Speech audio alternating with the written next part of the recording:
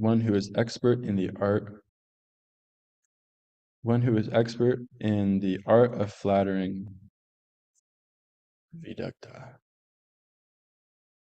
Om Jnanatimirandasya Gyananjana Salakaya Chakshuanmilitam Yena Tasmai Shri Gurave Namaha Shri Chaitanya Manovistam Stapitam Yena Bhutale Swayam Rupa Kadamayam Tadakti Swapadaktikam Vandeham Shri Guru Shita Padakamalam Shri Guru Vaishnavam Shri Rupam Sagrajatan Sagana Raghunatam Pitam Tam Sajivam Sadvaitam Sadvadutam Parichana Saitam Krishna Chaitanya Devam Shri Radha Krishna Padam Sahagana Lalita Shri Vishakam Vitamscha Vanchakalpatarubhyascha Kripa Sindhubhyevacha Patitanam Pavanebhyo Vaishnavebhyo Namo Namaha Jai Shri Krishna Chaitanya Prabhu Nityananda Shri Advaita Gadadhara Shivasari Gaura Bhakta Vrinda Hare Krishna Krishna Krishna Hare Hare Hare Rama Rama Rama Hare Hare. Okay, so here we have continuation of this narration of the very refined picking up of a lady by Agnidra. And yeah, so here we're seeing, here it's, first we've been seeing throughout his Vidagda, which we just read means the one who is expert in flattery. So now it's being explicitly stated that, yes, Maharaj Agnidra had intelligence like that of the demigods, and he knew the art of flattering women to win them to his side. He therefore pleased this girl, this celestial girl, with his lusty words and gained her favor. So one might think from the purport, from this verse in itself, that, well, look at Agnidra, he's just kind of this, lusty guy, just, trying to pick up women in the forest. Yeah.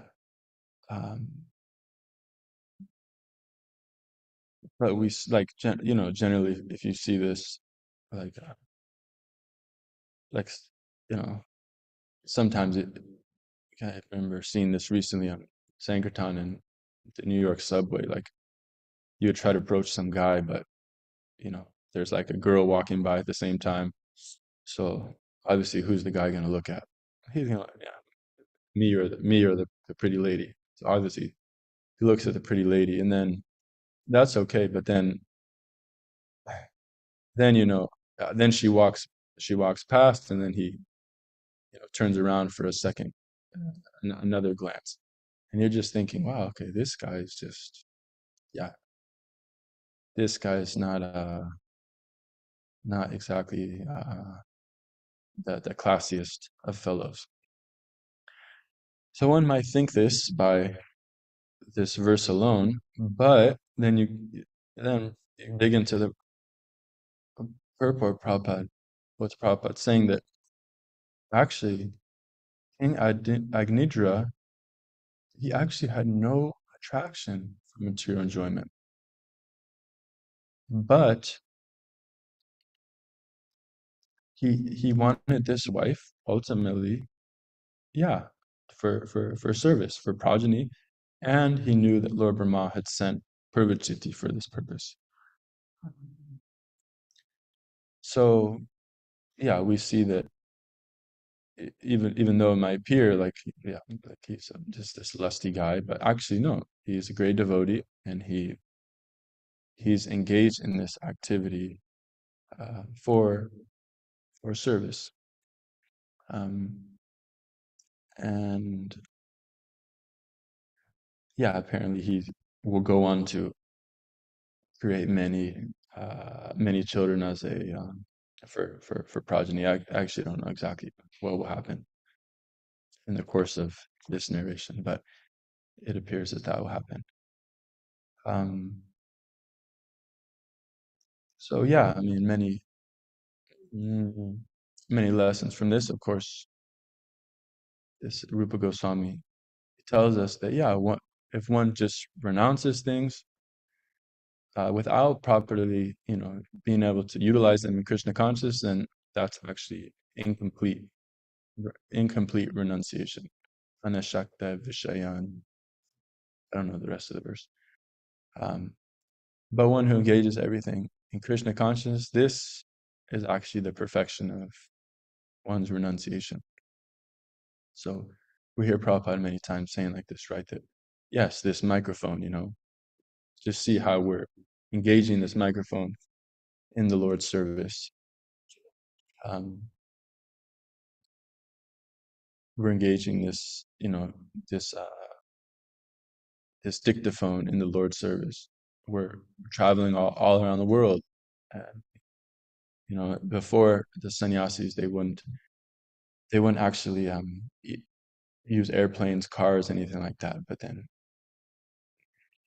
that was kind of changed with Bhakti Siddhanta. So, anyways, this is the philosophy. Of course, this should be balanced also with um, just a certain level of caution, of course. Prabhupada even says, in one purport, he says that the neophyte should remain aloof from the objects of sense gratification. So don't just think that, yes, because I can engage everything in the Lord's service, then okay, that means do, I can, yeah, kind of put myself in such a risky situation. Um, like the example for that given, right, is you can fish, but Prabhupada said, yeah, okay, you can fish, but don't get wet. In other words, if you're expert at fishing and okay, you can catch a big fish and safely pull it up, safely pull the fish onto your boat, then okay. But if you're just gonna, fall into the water in your endeavors to catch the fish, then what's the point? So yeah. Um, Another point in this purport is that women are attracted by a man's flattering words. Um, so yeah, of course we know that, you know, traditionally speaking, that it's said that the women are considered as the fair sex, uh, and in general more innocent than the men, and therefore it's stressed that women are given protection and in any stage of life, just of course by different people, and when they're young by the father, and when they're older by the husband, and then when they're even older by the son. And we can see that, oh my God, how much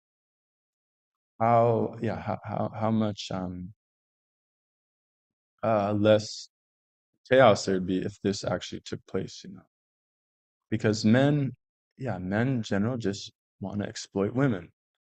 But say you go to a nightclub and you want to like exploit some woman, but then her older brother's there, or her father's there, or yeah. Then what you're gonna be like, okay, I'll go for someone else. So that protection, uh, very much, it's very practical. It's a very practical principle, and as we're seeing here, women are attracted by man's flattering words. So I remember one time distributing books. Actually, this became kind of a, I wouldn't say regular occurrence, but yeah, it did happen a few times where um, I was distributing books. And okay, don't jump to any conclusions here. Wait, wait till you hear the end of the story. I wasn't a vidugda. Okay, so anyways, okay, I'd be distributing books, and I'd see these guys on the college campus with a camera. You know, one would have a camera, and one would just be walking around. And what they were doing was, you know, one guy would be, so we're at a college campus. One guy would be like hiding in the bushes with his camera, and then the other guy would be approaching girls. And um, I think they were like, s- anyways, just like flattering them with words, and then I think they were like asking for their Instagram accounts, their Instagram whatever profile name, and I don't know. I mean, I don't know what their purpose was, but somehow it seemed like they were just showing like how yeah how vidugda, you know, this guy was in getting women's Instagram accounts and stuff. So it was interesting. Yeah, I would see these guys at a few different campuses. Um, and I would be surprised because yeah, women would actually stop, you know, they would chuckle, and then yeah, they would actually give their Instagram accounts to this to these like very low class personalities. Um, okay, so now I kind of want to uh, change pace a little bit, because yeah, obviously Agnidra, well, he's hoping to pursue a relationship with this celestial woman, Rivachiti, and um, there's a very nice section in the Bhagavatam, the seventh canto, uh, a chapter entitled.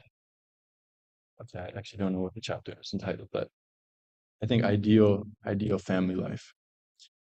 And in this chapter, yeah, I actually I studied this chapter and took some nice notes, and it's a very instructive chapter on kind of like what the Grihastha ashram is all about. Uh, so definitely puts things in perspective, and Prabhupada gives so many nice purports on the Grihastha ashram, and kind of like I feel like this chapter is kind of like a vision statement, mission statement for the Grihastha ashram. So um, so first Prabhupada's making the point that okay, sex is not necessary. Yeah, sex is not like a complete necessity for the human beings. But okay, if you absolutely require it, do it in a regulated way, like that. So yeah, the idea is instead of going out here and there to fulfill those desires, okay, do it in a regulated way. Have one wife, you know, um, engage in the proper samskaras, and in this way have children, and yeah, ultimately dovetail that desire.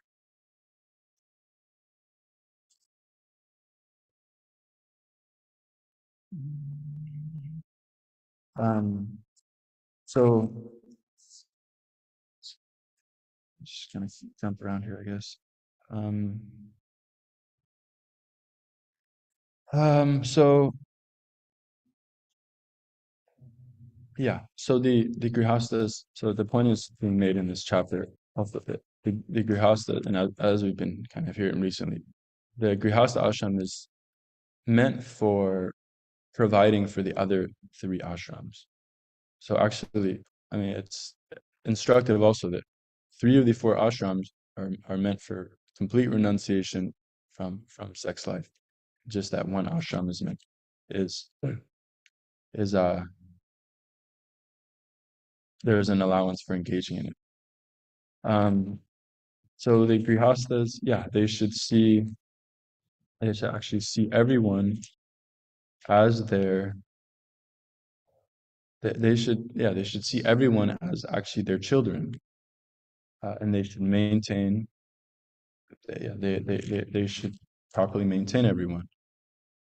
Um, even, I mean, even at least this Bhagavatam verse uh, says, even to the extent that one's wife should be offered to guests and people in general for reception. Even wife should be offered to guests and people in general for reception. Okay, so that could mean just like, okay, the wife goes and greets them. Of course, we do have the extreme example of Bil uh, Bilvamangala Thakur, being a sadhu, visiting the house, and the Grasa says, you can take anything, and then I believe Bilvamangala Thakur said, okay, I want your wife. I want to enjoy with your wife, and the Grasta actually said, okay, yeah. But yeah, so that's the general principle, and we hear also the Grihastas should go out and and ring a bell when prashadam is ready. Say, is anyone hungry? Is anyone hungry?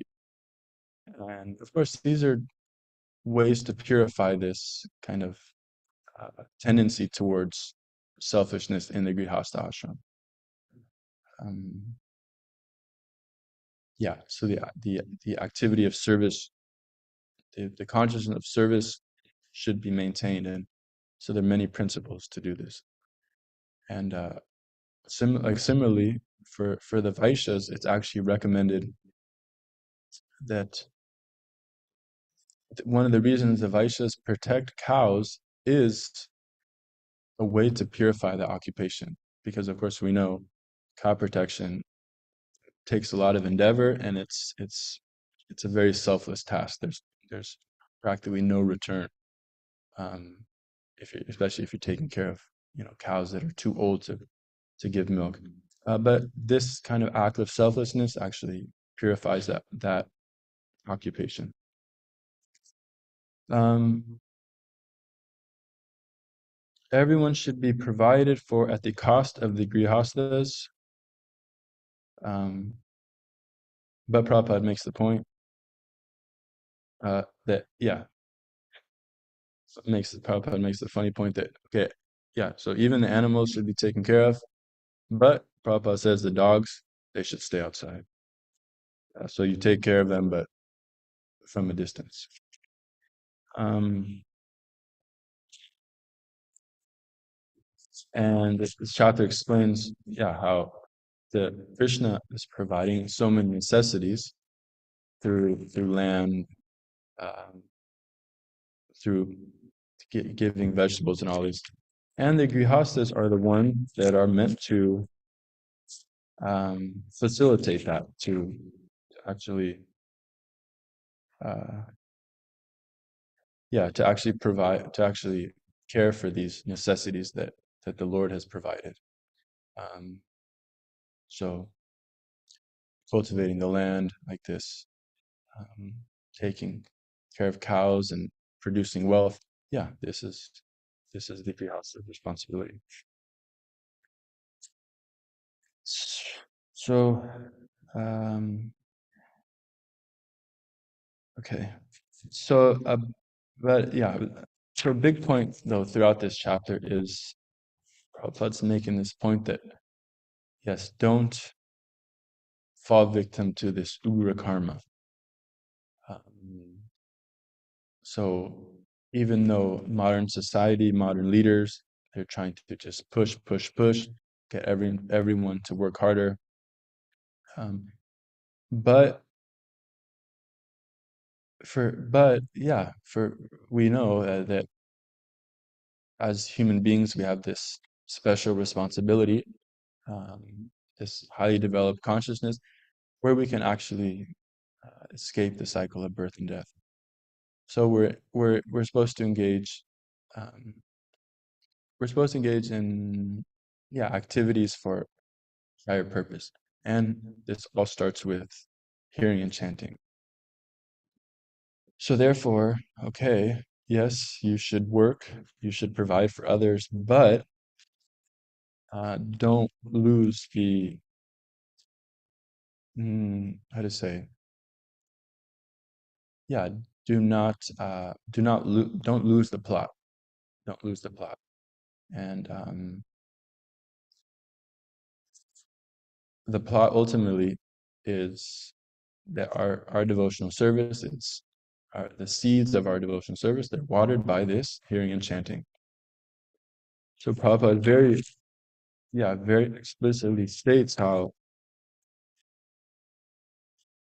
the householders, even though they should work, they should, he makes a statement that one should make time for hearing Srimad Bhagavatam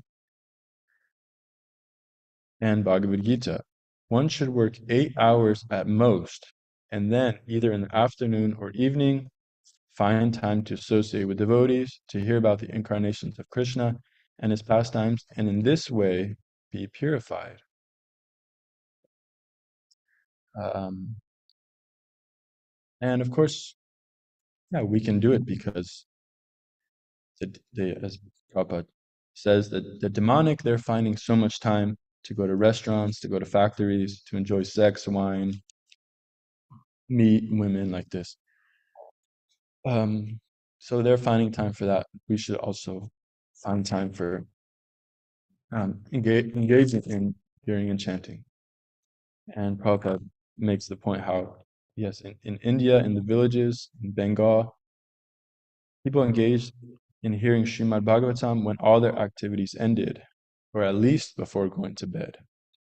And of course, we have, we hear many times how Prabhupada would say that, yeah, in these villages, people would just get together at the end of the day, hear Mahabharata, hear Ramayana, like that. Um, yeah, so it's, I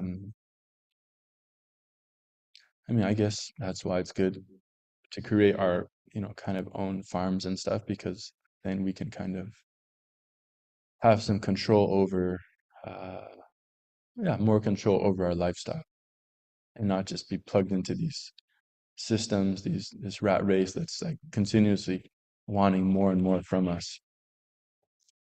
Um, so one of the points, yeah, so this is the Bhagavatam verse saying that a grihastha must associate again and again with saintly persons and with great respect hear about Krishna. One should gradually become detached from affection for his wife and children, exactly like a man awakening from a dream. One should not be a mudadi, ignorant about the goal of life. So yeah, we should. So this is why the the grihastas, yeah, that's that's the part of the dharma, is to invite these saintly persons, invite the saintly persons to your home, uh, serve them. You know, Mahat Sevam Torah Apurva Vimukte. One can attain liberation by serving these great souls. Um, And Prabhupada saying that, yeah, this is our ISKCON centers were established for this, to give, to also be centers where this purification can happen through hearing and chanting. We shouldn't work like the hogs and dogs. One who has been awarded a human form should not work hard in day, should not work hard day and night simply for sense gratification, which is available for dogs and hogs that eat stool.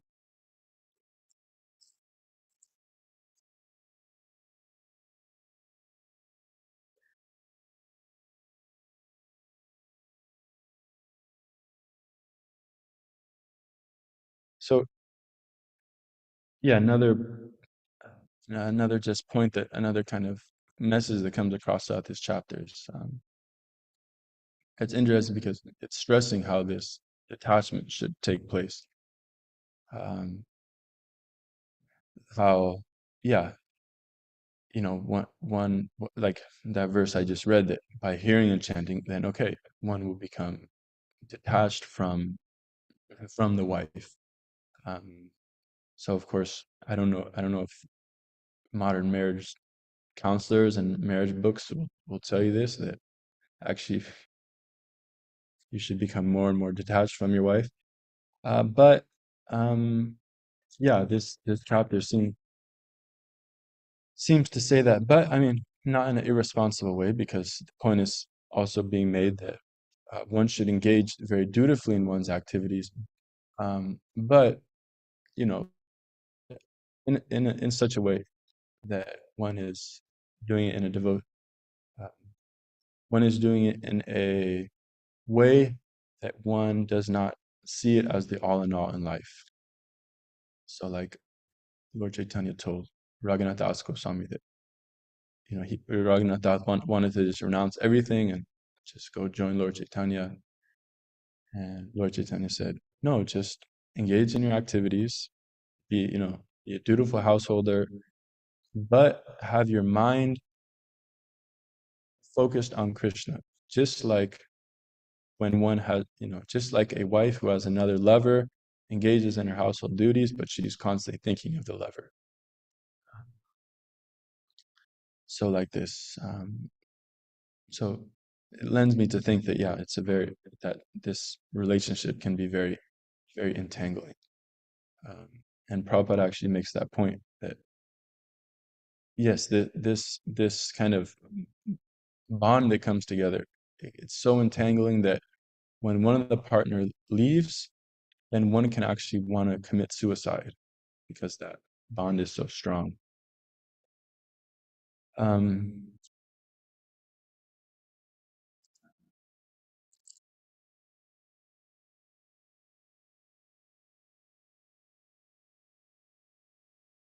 so yeah, so towards the endish, yeah, of this chapter, there's some points. One of the verses saying, through proper deliberation, one should give up attraction body, for one's wife's body, because such a body will become insect, stool, and ashes. What is the value of such a body? How much greater is the Supreme Being who is all pervading like the sky?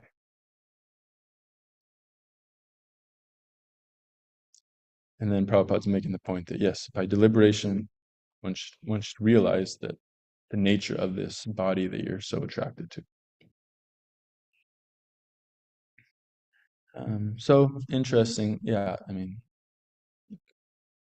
it's Grihastha ashram. It's wonderful. It's a purifying process, but sounds like you got to be careful also, and kind of yeah. I don't know. Have that detachment in mind. I don't know. Maybe someone will comment on that later. Um, Let me see any other nectar I can pull out of this chapter.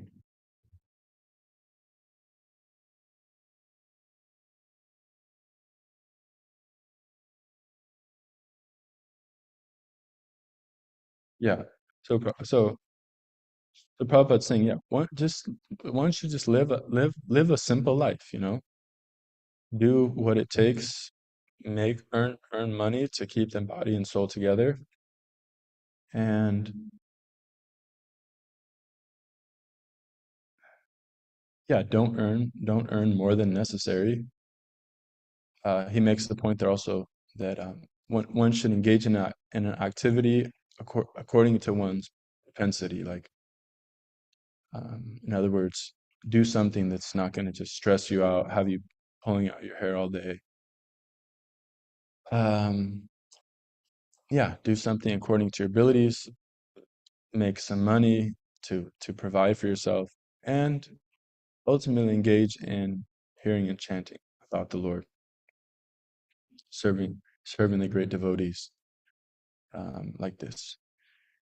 Um, and I heard one lecture Prabhupada was saying, yeah, it's saying, yeah, you can make money so simply, and he gave the example of some guys who like would just go out and to the ocean or something and get like these clam shells or something, and just sell them. So something like, so in making the point that okay, just, yeah, just do little something to make money and like that. So, of course, when I was thinking about bringing this point up, I couldn't help but remember Tarikapuru's statement uh, and sometime in the past few days about how, um, yeah, the grihasta should give 50% of their income for propagating Krishna consciousness. So, anyways, how to reconcile those two statements? Maybe someone will chime in later. Um, let's see. So I think, yeah, I think that's one should hear again and again the same topics, because the more we hear, the more this amrita, the more it will become amrita, nectar.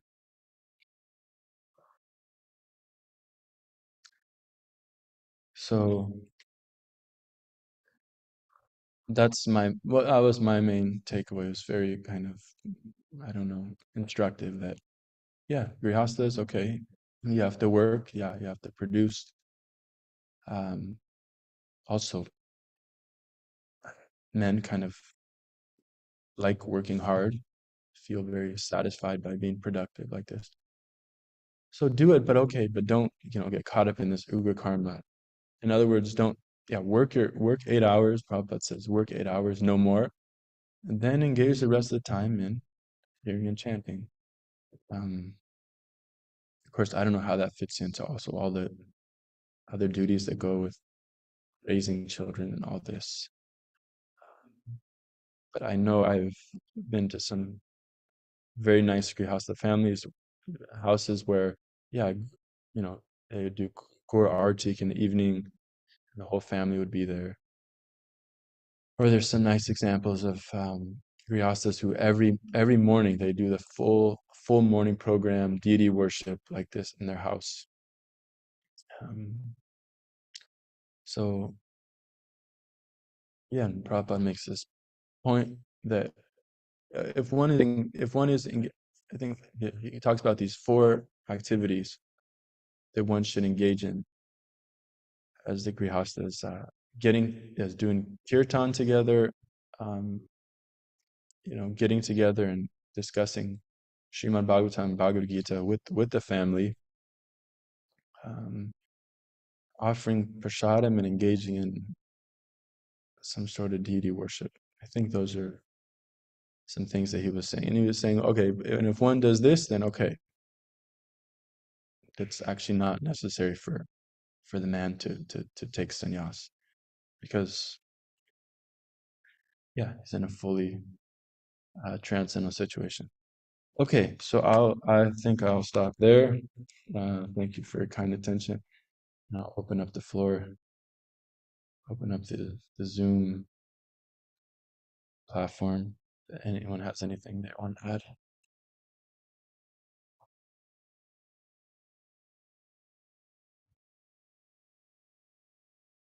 Maybe all the Grihastha Kata was exhausted after yesterday's extensive talks about it.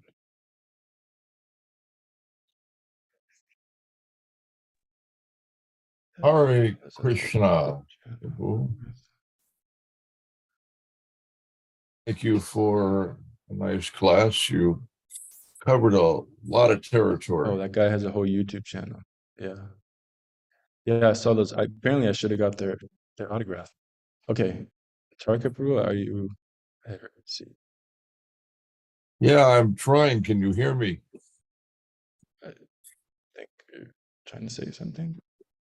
Oh, maybe I'm muted. Sorry. Krishna, Krishna. Hare Krishna. Hare Krishna. I'm sorry. I just unmuted. So if you said, is there anything you said before right now, I did not hear. Oh, it was a lengthy tome. You missed everything. I kid. I didn't say anything of substance. I'm just thanking you for your class. You made a great many points, valuable and important points. A lot of wonderful things. Hard to narrow down what to comment on, but you did an interest in how to reconcile statements about giving 50% of income, but also, I guess, being satisfied with just the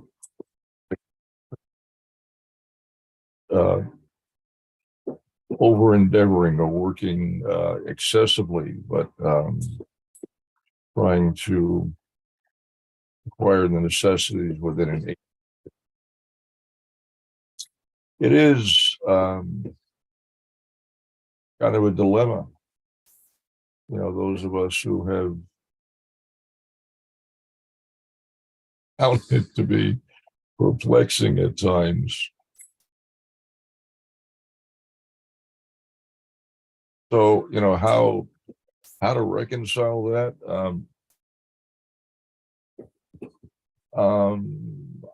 I think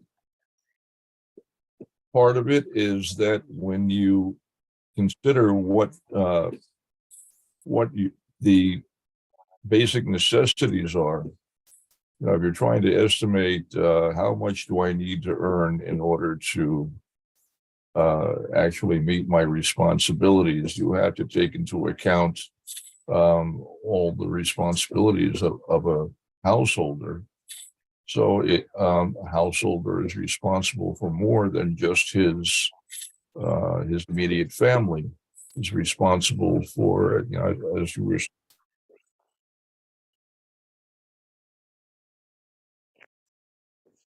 support the brahmacharis of vanaprasthas and supposed to contribute a substantial portion of his movement. And it's not an easy thing to do, but and I spoke about this before, that devotees in many cases found it difficult or impossible to meet that 50% figure, but many actually have done it. In some cases, exceeding 50%. In order to make that work, you have to adjust your understanding of what your necessities are. At least in some cases, some, you know, maybe earning substantially enough that they have sufficient excess easily to be. But a devotee should be satisfied to live simply, and Srila Prabhupada repeatedly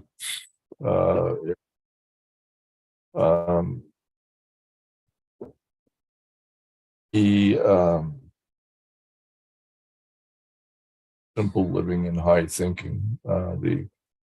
The idea of living simply, accepting just the most basic necessities and not more.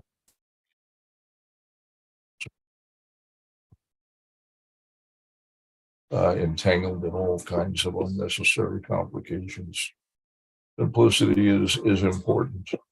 By the practice of Krishna consciousness, a devotee will naturally acquire space for simplicity and space for all kinds of unnecessary complications.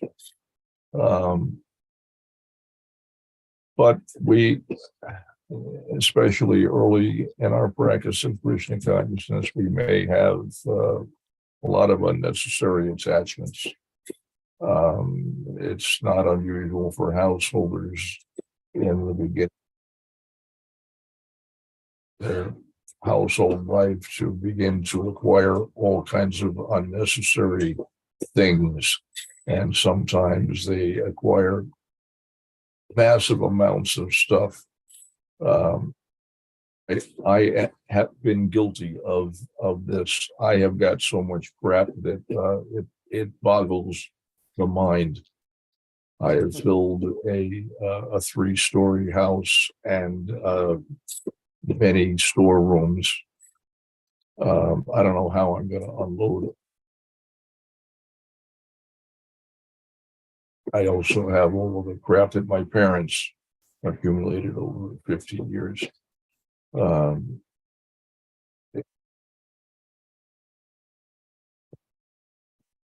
um, Good to keep things simple, and it, but it requires some careful contemplation to understand what your real necessities are, not artificially inflate those necessities.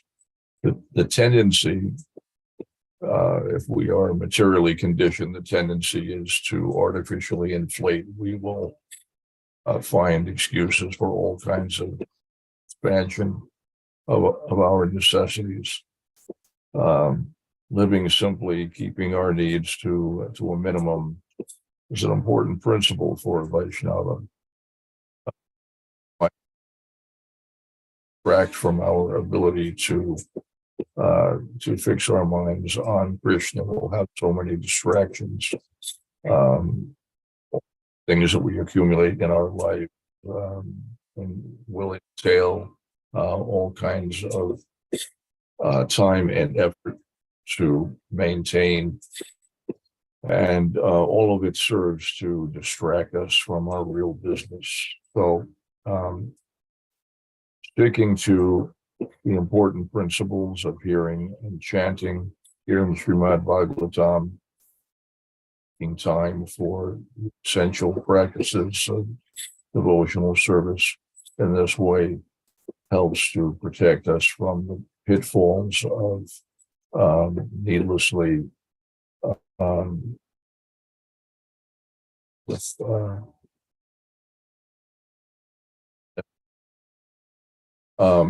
to give 50% is not so difficult when you have cultivated a certain degree of detachment and you are willing to accept just the basic necessities.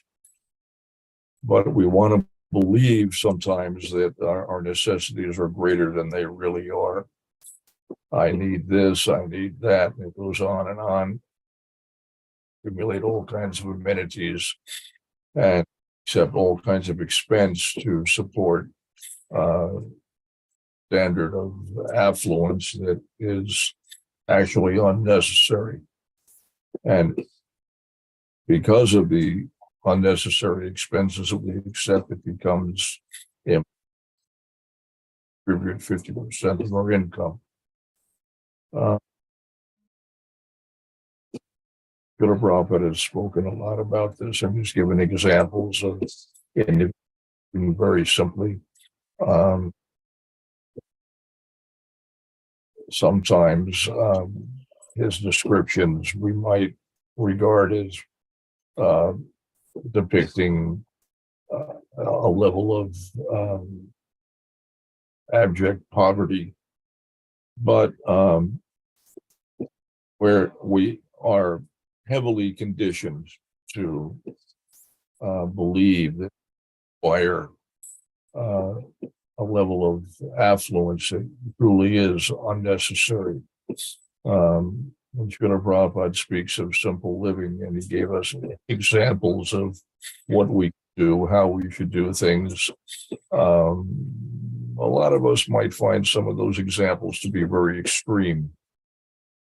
But Srila Prabhupada was not,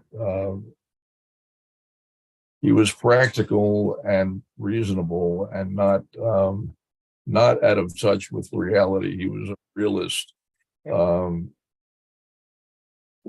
The problem lies not in Srila Prabhupada's ideas. The problem is our inability to understand and to adjust our conditioned mentality to the actual reality of the situation. Gita Nagari, which was established and conceived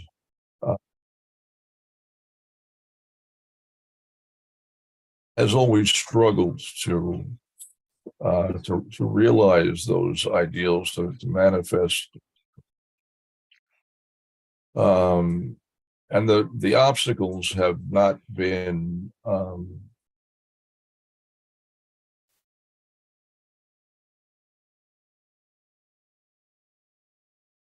let me rephrase the statement. There have been obstacles that have impeded the progress of that obstacles, as far as I have been able to see, exist only between the ears of the devotees. It's just it's our own unwilling to accept either Srila Prabhupada's words or austerities or level of simplicity.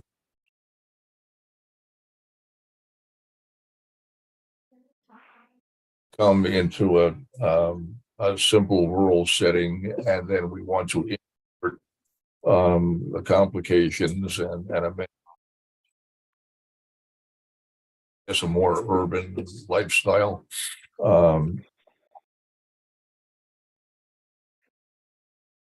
Where the problem is that we're just very heavily conditioned, and in that condition, it's hard for us to see or to relate to anything else. And what the solution to that might be, I think, is just to steadily, consistently, regularly hear from Srila Prabhupada, and hearing and chanting in general will gradually purify us and help us to see beyond that conditioning and to act on a platform of understanding beyond the conditioning. Anyway, that's my humble effort to address your. I don't know if that helps, but that's what I've got. Jai, Shri Shri Radha Damodar. Hare Krishna.